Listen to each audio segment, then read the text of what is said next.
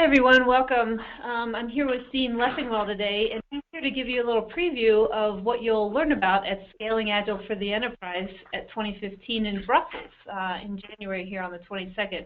So welcome, Dean. Thanks, Jennifer. Hi everyone. Talking to the conference organizers, we wanted to put together this short introductory webinar to kind of tell you some of the content. I know that Mark's going to participate. I've got my part.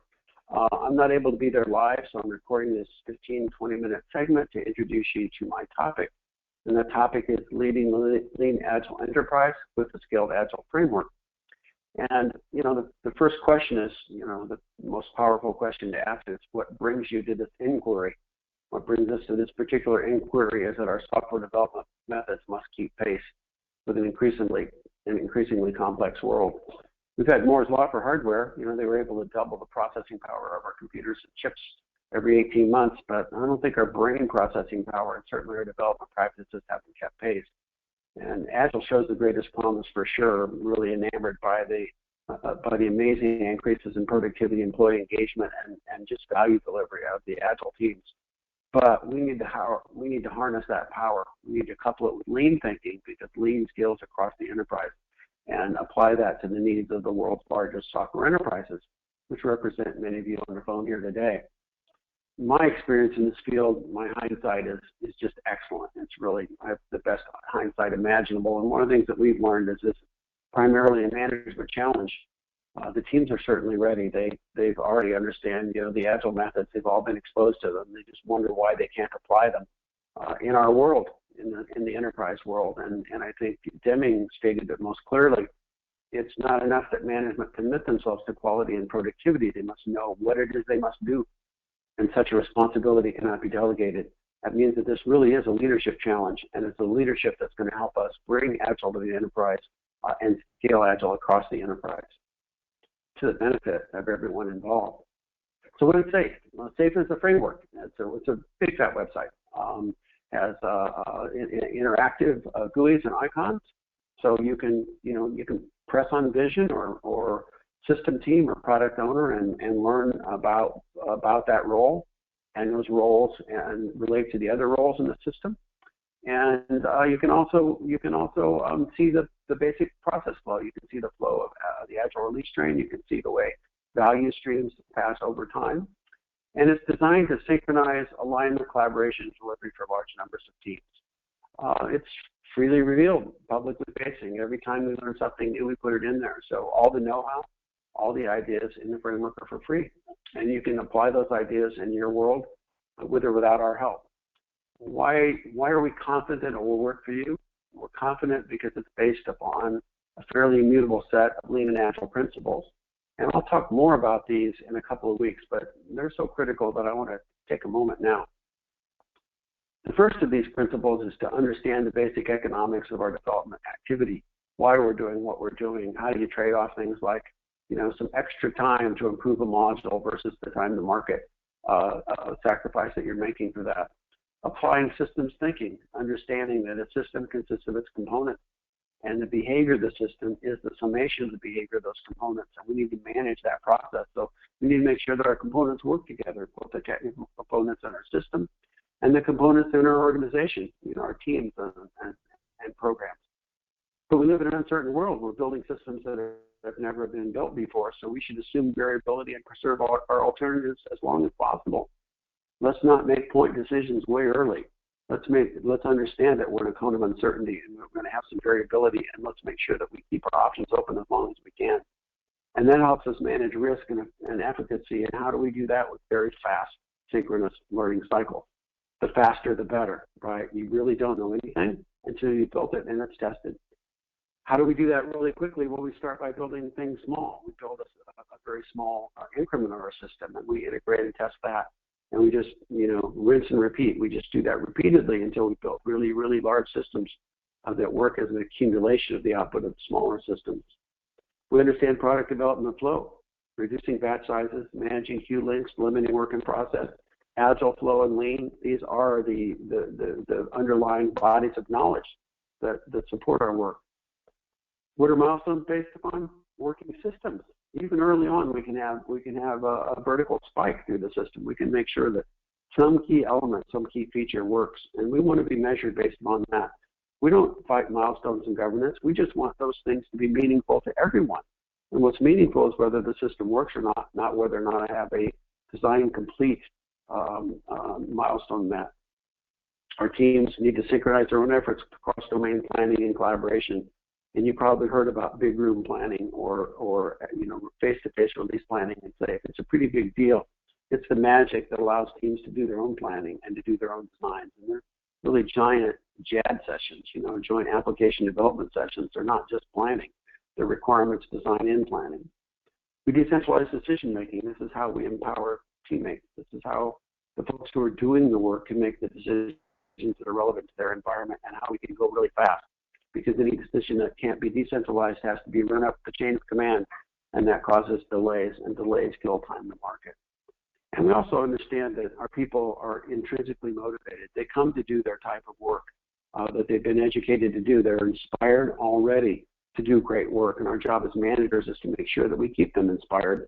And many of the things that we have 100 things we can do as managers, and maybe 90% of them go against the grain and cause that motivation to be diminished, or our teams to be less enthusiastic about their careers on our enterprise, and we certainly want to stop that. So what's our history here? In 2012, well, Agile started realistically about 2000. There were certainly some early threads before that, but it hit the mainstream about 2000. So about a decade later, we've had lots and lots of experience with Agile. We've had experience at the enterprise scale level. So we put together the framework and we released that as version 1.0. A year later, 2.0, there was actually a mid-release in there, 2.5, fixed a few issues. And then in August of 2014, we released version 3 of the framework. What do the chevrons imply? It implies that this is a framework. You don't find us particularly emotionally or ideologically bound about it because it's a work in process. And as such, all works in process can be improved. And we look forward to the improvements of version 4. Version 4 is going to be available in summer of this year, and that's already largely underway.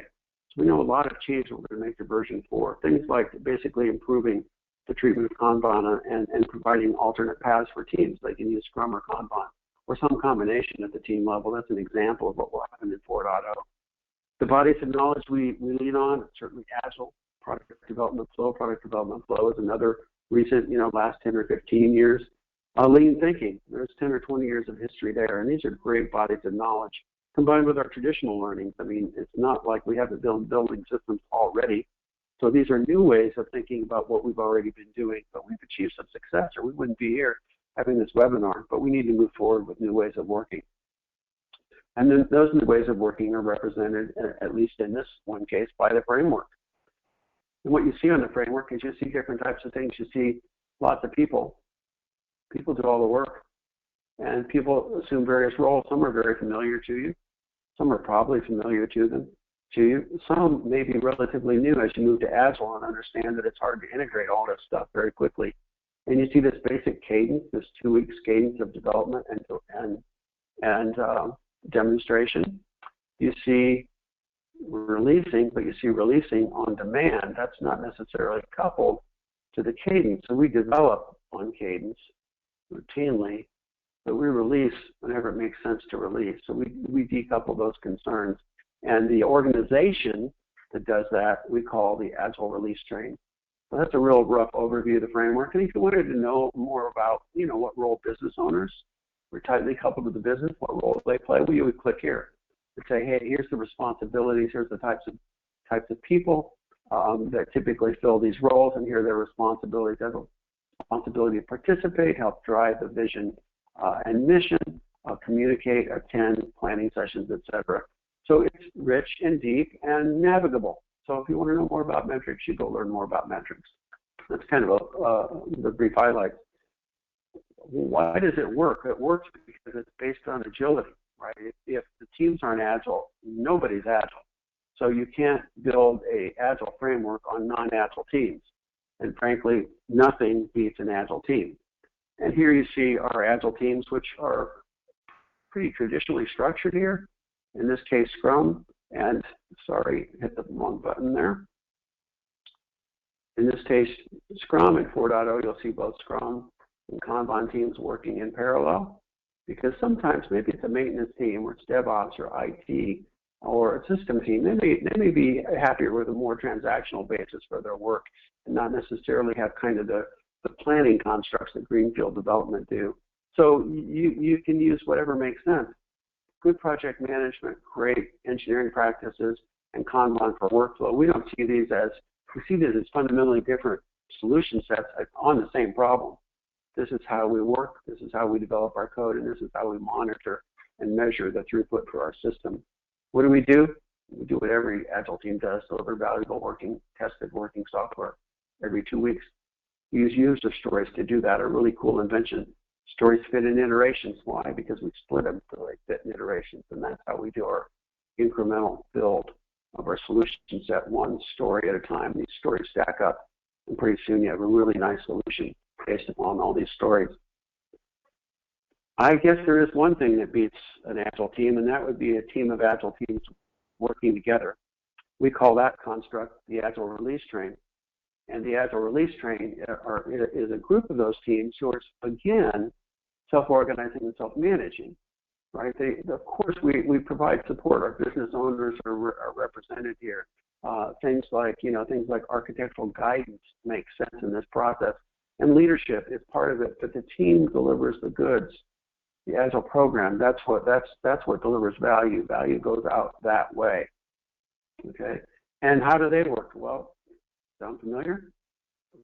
Deliver fully tested system increments every 2 weeks, but not just any increment. Increments that are stitched together. They meet the vision of the enterprise. They provide common architectural constructs. They run on common platforms. They reuse code where applicable. They make sensible decisions that scale across the teams of teams. And it's great if when our users move from solution to solution or component to component in our solution, if their user paradigm isn't disturbed. Common sprint lengths and estimating. This big room planning, face-to-face release planning. And here we use features and benefits. This is a very natural language to describe my system. Hey, I have power windows, or I have autocorrect, or I have a highlighter pen that I can use with my PowerPoint system. These are the things that we do. Why do I have a highlighter pen? Because I can really make a funky-looking drawing even in a webinar. That's the benefit. I can hopefully communicate more clearly because I have a highlighter pen. And the next step, of course, is to stitch this together. And in the same way that you can't have an Agile program without Agile teams, you can't have an Agile portfolio without Agile programs. So again, we take this one more level, and we start to think about what are the long life value streams that we want to deliver to the marketplace. I mean, certainly, the Scaled Agile Framework is an example of that.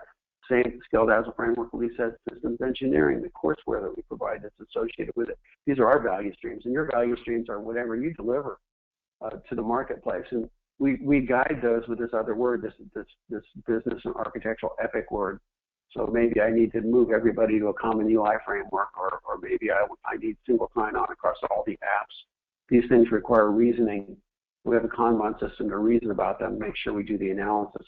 And that gives us the ability to centralize strategy, because you can't have everybody have an opinion on strategy and follow 1,000 strategies from 1,000 employees. That has to be synthesized.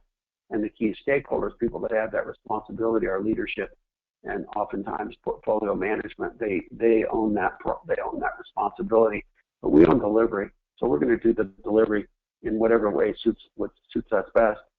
And Lean-Agile budgeting. This is new in SAFe 3.0. Lean-Agile budgeting is a description of how it is that you can make very, very quick decisions at the program level, let's just say at this level down here, and yet have established and controlled budgets at the portfolio level. So how a very small thing can be executed at this level and yet not have to be budgeted. So if I want to do a new feature, I shouldn't have to go back to the well for budget. So Lean-Agile budgeting is there.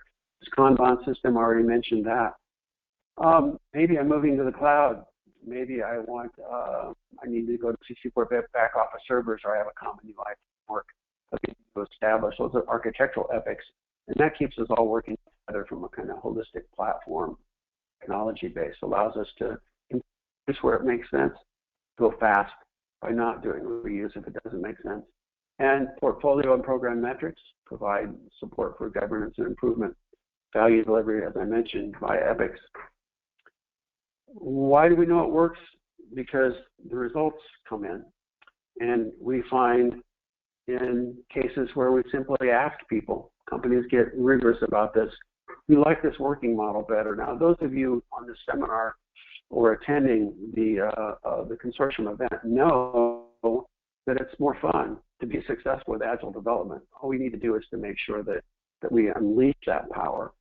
And when things are more fun and your practices are better, productivity goes up. So it's not a win-lose situation. It's not more fun, but we're goofing off. It's more fun and we're more productive. And as we break our systems into smaller and smaller increments, we get faster and faster time to market. So this is kind of the easy one, because taking a really big system and delivering in a little bitty piece helps drive time to market. And perhaps surprisingly, perhaps not, defect reduction is huge. Agile delivers much higher quality work. How do we know? We know because these types of enterprises, the Intels of the world, the Nokia here corporations, Telstra, down in Australia, TradeStation Securities, BMC Software, Discount Tire, John Deere, companies like TomTom. These are the brand names that are applying SAFe and getting good benefits.